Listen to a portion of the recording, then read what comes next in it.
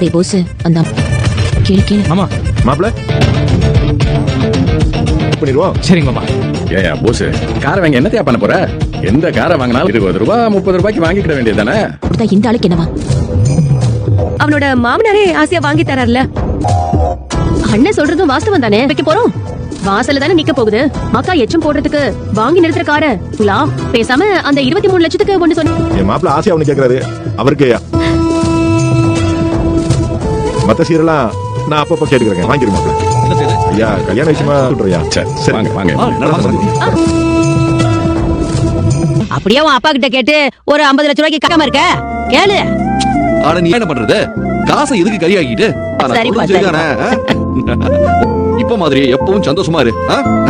சரி அத்தா, என்னய்யா? வெளியில கொஞ்சம் வேலை இருக்கு. பத்திரிக்கை அடிக்க கொடுத்தோம்ல, ஆமா, ஆமா, நான் அதை மறந்தே போயிட்டேன். இதுல இருந்து என் பையன் ராஜ வாழ்க்கை வாழ்வான் போட்டிருந்ததே. எவதி வாயெல்லாம் பல்லு ஓசில வருது.